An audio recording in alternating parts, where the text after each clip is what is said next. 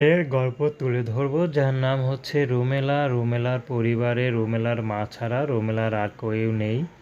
রুমেলার বাবাও নেই, রুমেলার বড় ভাই বোন কেউ নেই, রুমেলাই একা। তার মা পরের বাসায় কাজ করে আর রুমেলা সেলাইয়ের কাজ করে। তো রুমেলার মা পরের বাসায় কাজ করে হঠাৎ অসুস্থ হয়ে যায়। তো রুমেলা সেলাই কাজ করেই তার মাকে নিয়ে সংসারে চলে। তো রুমেলা পড়াশোনা করতে পারেনি, অভাবের সংসার, বাবা নেই। তার মাও তেমন শিক্ষিত না, এই জন্য রুমেলাকেও শিক্ষিত করে গড়ে তুলতে পারেনি। তো রুমেলা এখন বিয়ে শাদী করবে। রুমেলা কোনো ব্যক্তিগত পছন্দ নেই তার, যে তাকে দেখে পছন্দ করবে, ভালোবাসবে, রুমেলা তাকে বিয়ে শাদী করবে। রুমেলার একটি কথা, পরিবার থেকে হয়তো টাকা পয়সা দিয়ে স্বামীকে কোনো দিকে খুশি রাখতে পারবে না হয়তো, কিন্তু আমার ভিতরে যে ভালোবাসাটুকু আছে তা দিয়ে হয়তো স্বামীকে পরিপূর্ণ সুখ দিয়ে সুখে রাখতে পারবো, কোনো কমতি রাখবো না।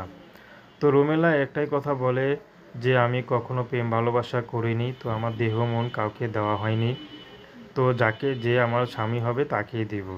তো